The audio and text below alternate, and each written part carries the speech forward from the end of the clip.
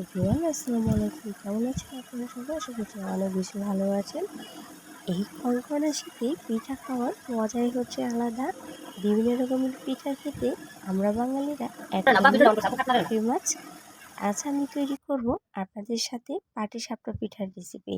একদমই সহজভাবে তৈরি করার চেষ্টা করেছি। এর জন্য একটি মিক্সিং বলে দিয়ে দিচ্ছি আমি 1 বাটির মতো চালের গুঁড়ো। তার হাফ দিয়ে দিয়েছি ময়দা। তারপরে দিয়ে দিচ্ছি স্বাদের জন্য লবণ আর দিয়েছি 3 টেবিল চামচের মতো চিনি। এখন এই শুকনো জিনিসগুলোকে একটু মিক্স করে নিচ্ছি। তারপরে অল্প অল্প করে পানি দিয়ে স্মুথ ব্যাটার তৈরি করে নিচ্ছি। অবশ্যই কিন্তু চালের গুঁড়ো যতটুকু পরিমাণে নিতে হবে তার 3 ভাগের 1 ভাগ নিতে হবে ময়দা। এর জন্য আমি 1 বাটি নিয়েছি চালের গুঁড়ো, তার অর্ধেক কিন্তু আমি এখানে ময়দা ব্যবহার করেছি।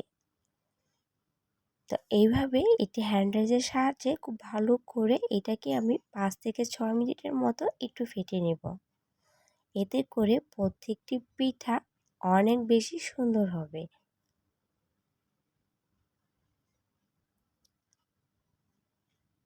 মনে হচ্ছে এখানে আমার আরেকটু পানি লাগবে, এর জন্য আমি এখানে আরেকটু পানি ব্যবহার করেছি।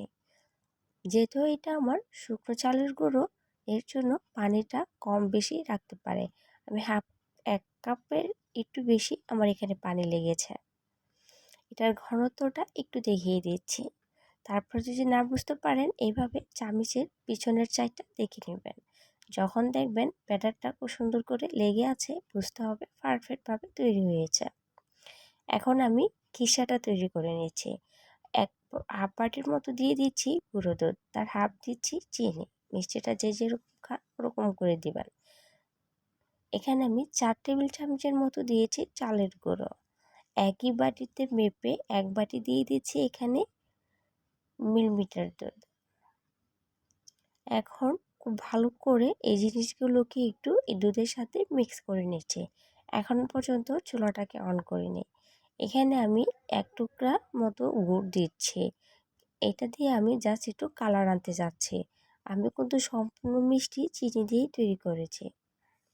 এখন অনবরত নেড়ে চেড়ে খিসাটাকে এভাবে আমি চাল করে নিচ্ছি।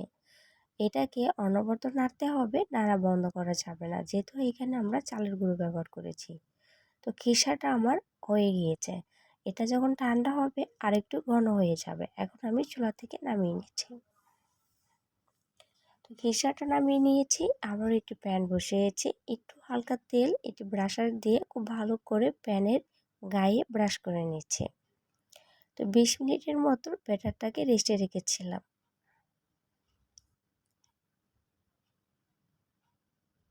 এখন আমি 1 চামচ করে ব্যাটার এই প্যানের ভিতরে দিয়ে দিচ্ছি। হালুটাকে ধরে এভাবে একটু চতুর্দিক থেকে ছড়িয়ে দিচ্ছি। এখন আমি 2 মিনিট অপেক্ষা করব। 2 মিনিটের ভিতরে উপর থেকে খুব সুন্দর করে এটা হয়ে যাবে, দেখেই বুঝতে পারবেন।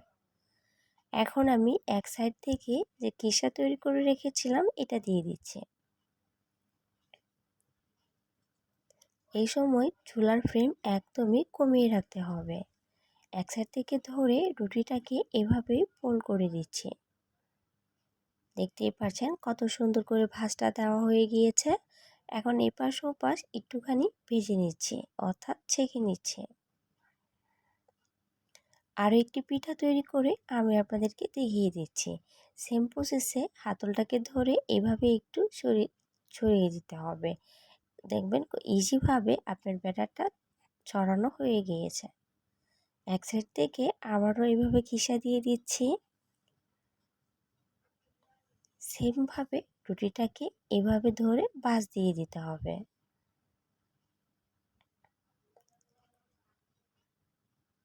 একই প্রসেসে প্রত্যেকটি পিঠা আমি তৈরি করে নেব।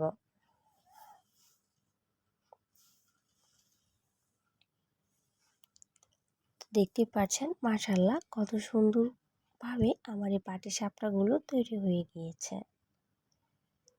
আর খিসাটা খেতে অসম্ভব মজাদার ছিল। মাশাআল্লাহ শুধু খিসা না, আমার পিঠাটা খেতেও অনেক বেশি মজাদার হয়েছিল। তো কার কার কাছে ভিডিওটি ভালো লেগেছে প্লিজ আমাকে এটি কমেন্ট করবেন, আর যদি ভালো লাগে একটি লাইক করে দেবেন। আর যে সমস্ত আপুরা ভাইয়েরা এখন পর্যন্ত আমার চ্যানেলটাকে সাবস্ক্রাইব করেন নাই, তাদের কাছে অনুরোধ রইল প্লিজ চ্যানেলটাকে সাবস্ক্রাইব করে দেওয়ার। তো আজকের ভিডিওটি এই পর্যন্তই। সবাই ভালো থাকবেন, সুস্থ থাকবেন। আল্লাহ হাফিজ।